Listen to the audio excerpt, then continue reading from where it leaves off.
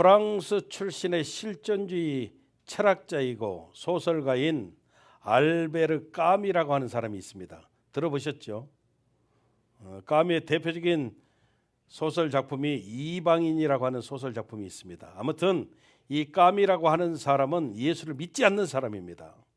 그런데 예수 믿지 않는 이 까미가 이렇게 이야기를 했습니다. 크리스찬들에게 하나 부탁하고 싶은 게 있다. 제발 따뜻한 마음으로 크리스찬답게 살았으면 좋겠다. 예수 믿지 않는 까미라고 하는 소설가가 크리스찬들에게 부탁이 하나 있는데 제발 따뜻한 마음으로 크리스찬답게 살았으면 좋겠다. 예수 믿는 저와 여러분들에게 참 거시기 하기는 해도 또 거기에 대해서 우리가 딱히 부정하고 싶은 그런 상황도 아님을 우리들이 잘 알고 있죠. 여러분, 하나님 믿는 성도들이 또 많은 교회가 예수님을 하나님을 섬긴다라고 이야기들을 합니다. 그런데 아무리 성경 어디를 찾아봐도 살펴봐도 예수님께서 나를 섬겨라 이렇게 말씀하신 적이 없다는 겁니다. 우리가 예수님을 섬깁니다, 하나님을 섬깁니다 그렇게 이야기들 많이 하는데 우리 예수님은 정작 나를 섬겨라 그렇게 이야기하신 적이 없다는 겁니다. 오히려 예수님이 주로 하신 말씀은 뭐냐면 나를 섬기라가 아니고 나를 따르라 이 말씀을 많이 하셨습니다.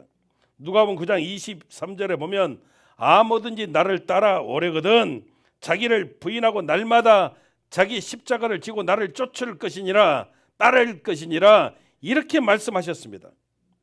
Follow me 이렇게 이야기하셨지 Serve me 절대 그렇게 이야기하신 적이 없다는 겁니다. 만약에 우리가 내용이 없이 가르침이 없이 그냥 맹목적으로 섬기기만 한다면 우리 스스로가 우상화 만드는 것은 아닐까요? 생각해 보세요. 그냥 어떤 내용도 없이 가르침도 없이 깨달음도 없이 아무것도 모르고 맹목적으로 예수님 섬깁니다 이렇게 이야기한다면 그 예수님을 우리가 우상으로 만드는 모습이 아닐까요? 여러분, 예수님을 섬긴다라고 한다면 반드시 우선 예수님을 따르는 것이 먼저가 되어져야 됨을 우리는 알아야 된다는 거예요. 그리고 정확한 내용을 알아야죠. 내용도 알지 못하면 안 된다는 거예요. 마태복음 28장 20절은 우리 예수님이 이 땅 마지막 이제 승천하시면서 우리들에게 말씀하신 지상 명령을 기록하고 있습니다. 이렇게 말씀하십니다. 내가 너희에게 분부한 모든 것을 가르쳐 지키게 하라. 하나님의 말씀을 예수님의 말씀을 가르쳐야 되고요. 그 예수님의 말씀을 지키는 삶을 사는 것 이것이 우리 예수님이 진짜 우리에게 원하시는 모습이 되어짐을 우리는 잊어버리면 안 된다는 겁니다. 오늘 본문이 사실은 그 이야기 하는 거예요. 오늘 본문 이야기는 예수 믿지 않는 세상 사람들도 잘 아는 내용입니다. 잃어버린 한 마리의 양. 이건 여러분 세상 사람들도 다 압니다. 물론 드라크마 비유도 있지만 근데 여러분 이런 비유들이 주는 교훈은 지식적으로 안다. 이것은 여러분 아는 게 아니라는 겁니다. 이 비유 말씀의 뜻이 뭔지를 알고 말씀을 따라가야 진짜 아는 것이 되어짐을 저와 여러분들이 깨달아야 된다는 것이죠. 우리 예수님께서 나를 따르라 말씀하셨는데 그 말씀의 의미를 알고 예수님을 따라가려면 어떻게 해야 될까요? 우리가 세 가지로 나눠 살피면서 함께 은혜를 나누기를 원합니다. 첫 번째는 누구도 함부로 거절해서는 안 된다는 겁니다. 여러분 제가 이민 목회하면서 제일 딜레마에 빠진 것 중에 하나가 뭐였냐면 나는 이것 때문에 진짜 고민을 많이 했습니다. 그 하나님께 기도했습니다. 또 그래도 답이 없어서요. 제가 존경하는 목사님을 찾아가서 상담도 했습니다. 그게 뭐냐면 물론 이민교회 특수한 상황이 있기는 하지만 제가 이민 목회를 해보니까 믿지 않는 세상 영혼들을 전도해서 구원해서 교회가 부흥하고 성장하는 모습보다는 그냥 수평 이동으로 이 교회 다니다가 저 교회로 옮기는, 그러니까 교회가 이민교회가 많이 부흥했다, 그것은 믿지 않는 영혼들을 많이 구원시켜서 부흥한 모습보다는 다른 교회에서 많이 몰려와서 그 교회가 부흥하는 이런 모습들, 수평 이동으로 부흥하는 모습들, 이런 모습을 보면서 제가 굉장히 딜레마에 빠졌어요. 이렇게 목회하는 것이 정말 하나님이 기뻐하실까? 이런 상황이 되어졌다면 어떻게 해야 올바른 모습일까? 처음에는 나름 순수했으니까, 아니 이민 목회를 몰랐으니까 정말 고민 많이 했거든요. 고민 많이 했습니다. 하나님, 우리 교회가 수평 이동으로 부흥하는데 어떻게 해야 될까요? 다시 여러분들 섬겼던 다니시던 교회로 다 돌아가십시오, 이렇게 하는 게 맞습니까? 아니면 그분들이 오셨을 때 잘 오셨습니다, 할렐루야, 환영합니다, 이렇게 반갑게 맞이하는 것이 맞을까요? 그런데 여러분 전혀 답을 찾을 수가 없었어요. 그런데 제가 우리 교회에 오셨던 한 분하고 상담을 하면서 정답을 찾게 됐고, 나름 가슴 아픈 충격을 제가 받았어요. 이분도 그 전에 다니던 교회를 오래 다니던 분인데 우리 교회에 오셨거든요. 그리고 이분하고 이제 이야기를 하게 되어졌는데, 이분이 이렇게 이야기를 하는 거예요. 목사님,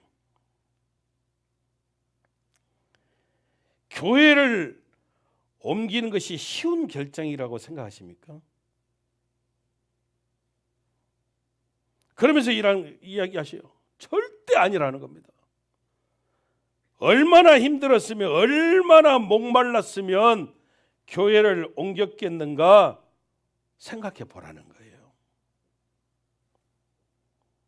그러면서 이분이 이렇게 이야기하시는데 내가 이제 충격을 받았습니다.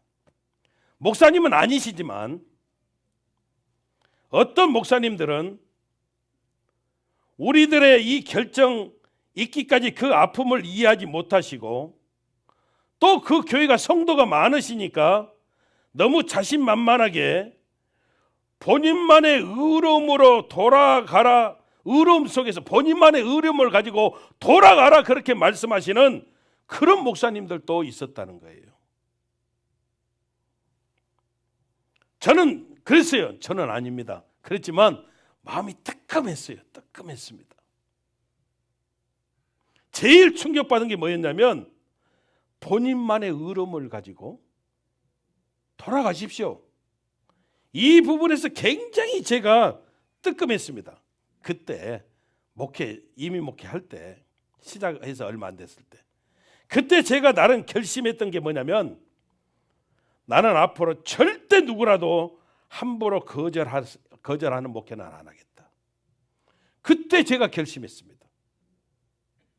그리고 성경을 보니까, 물론 성경이 계속 있었지만 우리 예수님의 정신도 누구라도 거절치 아니하는 그런 모습이 있음을 물론 알고 있었지만 더 새삼 제가 깨닫게 되어지는 은혜가 되어졌다는 겁니다. 여러분, 저와 여러분들이 분명히 깨달아야 되는 것은요, 누구라도 함부로 거절하는 것은 절대 안 된다는 거예요. 거절치 아니하는 것이 교회가 되어짐을 우리가 깨달아야 된다는 겁니다. 오늘 본문은 아니지만 1절 2절에 보면 이렇게 성경에 말합니다. 모든 세리와 죄인들이 예수님 말씀을 들으려고 예수님 앞에 나왔다는 겁니다. 그때 우리 예수님이 어떻게 하셨냐면, 이들을 영접하고 함께 식사를 이와 같이 식사를 하면서 교제했다라고 이렇게 말하고 있습니다. 그랬더니 바리새인과 서기관들이 난리가 났습니다. 왜 저들을 영접하느냐, 왜 같이 식사하면서 교제하느냐, 즉 왜 그들을 단박에 거절하지 않느냐, 이렇게 항의하고 난리가 났다는 겁니다. 여러분, 그 당시에 시대적인 상황이, 세리와 죄인은 어떤 존재인가 하면, 세리와 죄인은 성전에 들어갈 수 없었고요, 회당에 들어갈 수 없었고요, 같이 식사할 수 없었습니다. 그러니까 이들은 다 거절하는 그런 상황이 되니까 하나님을 믿고 싶어도 믿을 수도 없는 그런 상황 가운데, 처지 가운데 있었던 사람들이라는 겁니다. 거절당하고 배척당하고 함께 식사 교제도 못하는, 하나님도 믿을 수 없는 그들에게 우리 예수님은 영접하시고 식사하시면서 교제하시고 하나님의 복음을, 말씀을 들려주셨다라고 이렇게 말씀하고 있습니다. 생각해 봅니다. 그러면 오늘날 저와 여러분들에게 있어서 세리와 죄인은 누구일까요? 우리 주변에 있는 세리와 죄인은 누구일까요? 여러분, 다 있거든요. 만나고 싶지 않은 사람들이 있잖아요. 섞이고 싶지 않은, 외면하고 싶은 사람들 있거든요. 교제하는 것이 창피한, 알고 지낸다는 것만으로도 창피한 사람들 있거든요. 아니, 정말 미운 사람이 있거든요. 그런데 여러분 잊지 마십시오. 교회는 사무엘상 22장에 나오는 다윗이 숨어 지낸 아둘람 동굴이라고 이야기를 합니다. 아둘람 동굴에는 많은 사람들이 모여들었습니다. 그런데 어떤 사람들이 모여들었냐면 환난당한 모든 자들, 빚진 모든 자들, 마음이 원통한 사람들, 이런 사람들이 모여들었고 누구라도 함부로 거절치 아니하는 그런 곳이었다라고 성경은 말하고 있습니다. 이것이 바로 교회라는 겁니다. 그래서 한 마리 잃은 양을 찾는다는 것은 다른 이야기가 아닙니다. 결코 함부로 거절하지 않는다. 그래야 예수님 따라가는 복된 인생 살게 되어짐을 우리가 깨달아야 된다는 겁니다. 누가 오든 누구라도 품어줄 수 있고요, 누구라도 받아줄 수 있는 그런 모습이 되어져야 예수님 따라가는 인생 사는 거 믿으시기를 주님 이름으로 축원합니다. 두 번째 생각해 보는 것은 예수님 따라가려면 목자의 심정을 가져야 된다는 겁니다. 여러분, 목자 심정은 다른 것 아닙니다. 가족 같은 모습입니다. 그러니까 교회는 패밀리 의식을 가져야 된다는 거예요. 여러분, 우리가 4절 한번 읽어볼까요? 다시 4절 같이 읽습니다. 너희 중에 어떤 사람이 양 100마리가 있는데 그 중에 하나를 잃으면 99마리를 들에 두고 그 잃은 것을 찾아내기까지 찾아다니지 아니하겠느냐. 사실 우리는 효율의 시대를 살고 있습니다. 얼마나 효율적으로 일하느냐. 생산성의 시대를 살고 있습니다. 얼마나 생산의 양을 많이 늘릴 수 있느냐. 효율이 좋아야 되고 생산이 많아져야 이렇게 사는 것이 지혜이고 이것이 잘 사는 비결이고 방법이라고 우리에게 세상은 가르쳐 줍니다. 그렇다면 99마리 양을 들판에 두고 한 마리 잃어버린 양을 찾아다니는 것, 이게 효율적일까요? 한 분이 뭔 말인지 모르시는 것 같아요. 다시 한번 물어봅니다. 자, 99마리, 목자는 한 사람입니다. 한 사람. 근데 99마리 양은 들판에다 놔두고 잃어버린 한 마리 양을 찾으러 갑니다. 그러면 99마리 양은 그 자리에 그대로 있을까요? 목자가 없어요. 이리가 오고 곰이 오고 사자가 온다면 잃어버린 양 한 마리 때문에 99마리 양의 목숨이, 생명이 이태할 수 있는 그런 환경을 만들어 놓는 게 이게 효율적일까요? 이게 생산적일까요? 여러분, 세상은요 분명하게 이야기합니다. 이런 상황은 절대 만들지도 말고 차라리 잃어버린 양 한 마리를 포기하든지 버리든지 하는 것이 맞아. 이렇게 이야기하는 게 세상이라는 겁니다. 그래도 우리도 그렇게 살아갑니다. 이게 효율성이 있는 것이고 이게 생산성이 있는 모습이기 때문입니다. 사람들은 선택과 집중을 이야기하면서 99마리 양을 선택하는 것이 맞은 거야. 99마리 양에게 집중하는 것이 옳은 거야. 이걸 우리들에게 가르쳐 줍니다. 그런데 가족이라는 개념은 선택과 집중으로 설명이 안 된다는 거예요. 여러분, 가족 가운데 누구를 선택하고 누구는 여러분 선택 안 할 수 있어요? 노 할 수 있어요? 아닙니다. 어느 누구에게는 집중하고 다른 사람 노, 이게 됩니까? 안 되는 겁니다. 여러분, 사랑은요 절대 효율성으로 말할 수가 없어요. 사랑은요 비효율성입니다. 사랑하기 때문에 때로는 내려놓고 때로는 양보하고 때로는 희생하고 내 거 다 주고, 이게 어떻게 효율성이 있습니까? 사랑은 효율성으로 이야기할 수가 없습니다. 사랑은 비효율성이거든요. 마리아가 예수님 장례를 준비하면서 300데나리온 가까운 향유를 깨뜨려가지고, 옥합을 깨뜨려 예수님의 머리에 부었습니다. 이 모습을 본 가룟 유다가 난리가 났습니다.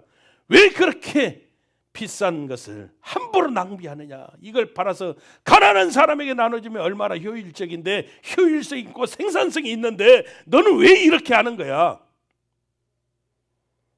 왜 그래요? 사랑을 모르니까. 사실 여러분, 비즈니스 마인드로 본다면, 목자의 심정이 아니라 비즈니스 마인드로 본다면 잃어버린 한 마리 양, 목자가 잃어버린 게 아니거든요. 목자가 잃어버린 게 아니거든요. 목자가 잃어버렸습니까? 목자가 잃어버린 게 아니고 지가 떠난 거예요.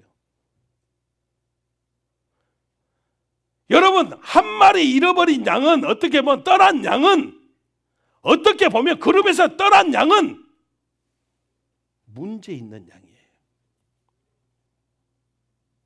그 공동체 안에서 적응하지 못하는 양이에요. 있어서 전혀 도움이 안 되는 양이에요. 그렇다면 비즈니스 마인드는 그렇게 이야기합니다. 오히려 잘 됐네. 그런데도 문제 많았는데 문제 있는 양이 떠났으니 잘 됐네. 여러분, 비즈니스 마인드는 이렇다 이 말이에요. 반대로 목자의 심정은요 아니라는 거예요. 이스라엘 목동들은 100마리 정도의 양을 친다면 그 양들에게 이름을 다 지어준답니다. 양들이 다 똑같이 생겼잖아요. 그런데 목자의 눈에는 다 다르게 보이는 거예요. 그래서 그 양들을 부를 때 이름을 부르면 기가 막히게 그 양들이 이름을 듣고 찾아온다는 거예요.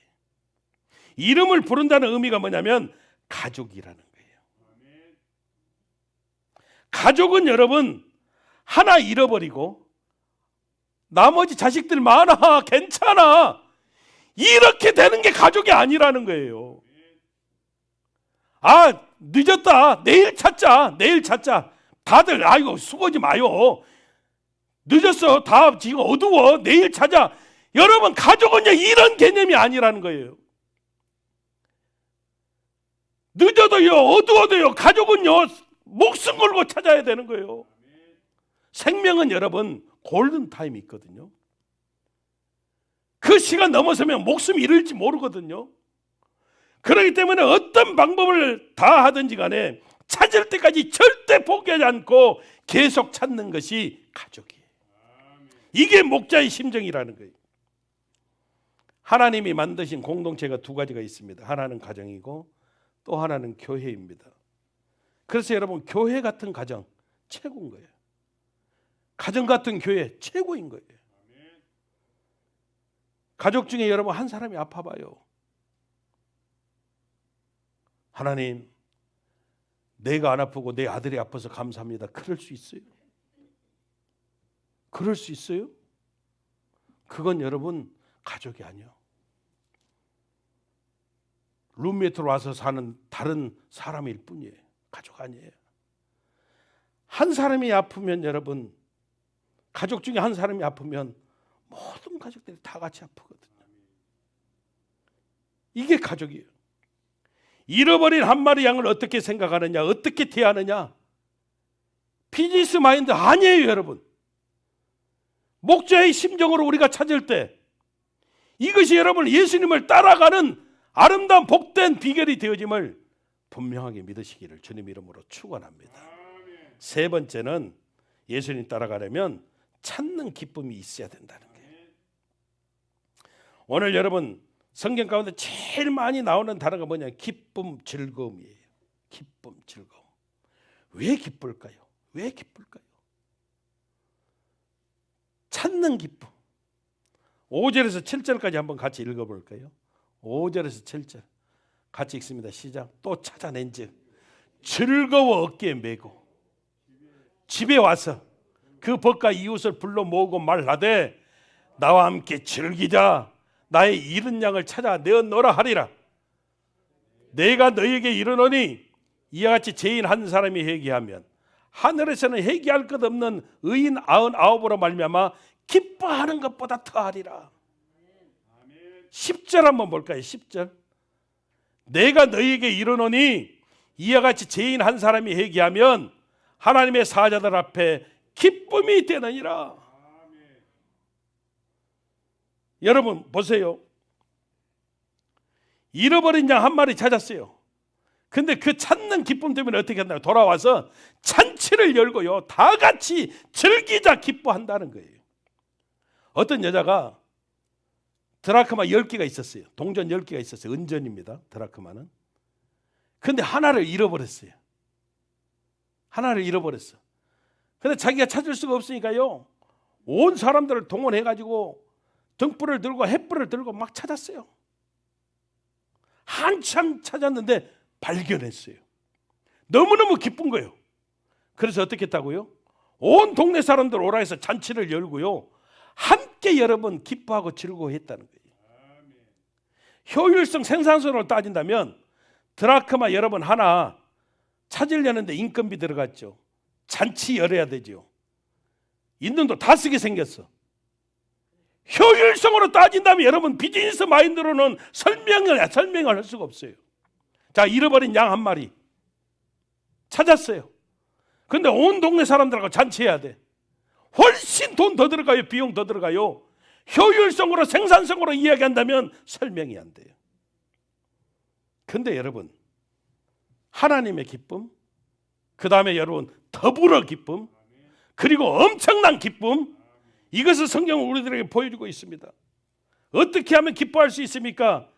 잃어버린 것을 찾을 때, 그 찾는 기쁨이라고 하는 게 어마어마하다는 거예요. 잃어버린 동전 하나 찾았는데요, 잃어버린 양 한 마리 찾았는데요, 그게 최고의 기쁨이 되어지고 있다는 거예요. 그래서 우리 가정도 찾는 기쁨이 없으면, 우리 교회도 찾는 기쁨이 없으면 무기력해지는 겁니다. 기쁨은 두 가지가 있습니다. 첫째는 자연적인 기쁨이 있어요. 두 번째는 영적인 기쁨이 있습니다. 그런데 자연적인 기쁨은 두 가지만 있으면요, 이건 저절로 그냥 있어도 기뻐져요. 첫째가 뭐냐면 젊음이에요. 젊음. 아멘. 잘 몰라요. 젊음. 젊음은 여러분 우리 유스그룹 가봐요. 청년들 가봐요. 걔들은 이제 모이면 뭐가 그렇게 좋은지 깔깔깔깔깔깔깔깔. 걔들에게 지금 여러분 다른 거 필요 없습니다. 피자 한 판만 사주면은요 3시간 웃으면서 이야기해요. 3시간을 웃으면서 뭐가 그렇게 좋은지 몰라. 근데 우리한테 피자 한 판 사주면 깔깔깔깔 웃고 먹어요? 우리는 소고기 사줘도 그렇게 안 웃어요. 그래서 사람들이 이 젊음을 찾으려고 몸부림을 치는 거예요. 몸부림을 치는 거예요. 젊음이 좋은 거예요. 젊음.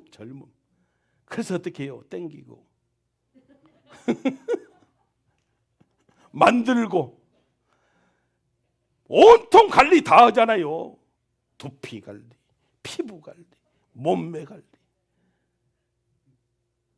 다 하잖아요. 왜? 젊음 때문에.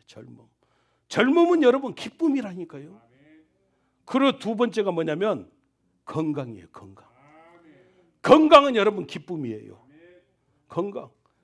그러니까 나이 들어갈수록 여러분 보면은요 한 주먹씩 먹잖아요. 뭐 멀티바이타민, 뭐 비타민 D, 뭐 C,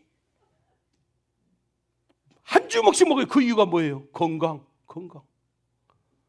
어떻게든 건강해야 되니까.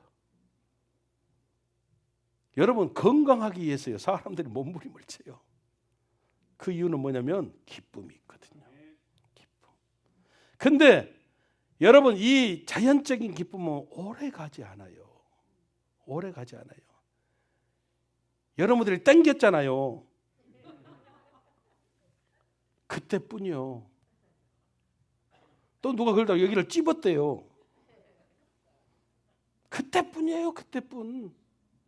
계속되는 기쁨은 아니에요. 근데 영적인 기쁨은 계속되는 기쁨이에요. 계속 하나님이 주시는 기쁨. 영적인 기쁨을 소유하면 이것저것 관리 안 해도 나이 상관없어. 매력이 넘치는 거예요. 하나님이 주신 영적인 기쁨 가져봐요. 몸매 상관없어요, 여러분. 그냥 여러분 매력이 넘치는 거예요. 찾는 기쁨. 이거 가져봐요. 말로 다 할 수가 없어요. 여러분들의 물질을 들여가면서 그 찾는 기쁨을 소유하려고 합니까? 말로 다 할 수가 없기 때문에 그래요. 왜 선교합니까? 자비랑으로. 말로 다 할 수 없는 기쁨이 있기 때문에 그래요. 여러분, 기쁨이 있으면 느낌이 달라지거든요. 분위기가 달라지는 거예요. 저는요, 이런 말들이 너무나 믿음의 밝음. 너무 좋은 거예요. 믿음의 밝음. 믿음의 명랑함. 이게 너무너무 좋은 거예요. 너무너무. 별 관리 안 해도 믿음의 밝음이 있으면, 믿음의 명랑함이 있으면, 이게 영적인 기쁨이 있으면 힘이 막 넘쳐나고 사람을 끌어당기는 매력이 생기고, 스데반 집사가 돌에 맞아 죽을 때 그의 얼굴이 성경 보니까 천사의 얼굴 같았다라고 말하고 있어요. 이게 무슨 말입니까? 하나님이 주신 찾는 기쁨을 가졌으니까. 그 돌에 맞아 죽는 순간까지도 예수 그리스도의 복음을 전하고요. 영적인 기쁨, 하나님이 주신 기쁨이 있으니까 기뻐하면서 죽음을 맞이했거든요. 저는 우리 교회 성도님들이 하나님이 주시는 기쁨, 찾는 기쁨으로 충만하시기를 주님 이름으로 축원합니다. 올 한 해 여러분, 우리가 찾는 기쁨을 가져봐요. 올 한 해 우리는 최소한 3명씩은 전도해야 되지 않겠습니까? 아멘, 할렐루야. 찾는 기쁨. 옆 사람하고 인사합니다. 찾는 자가 되십시오.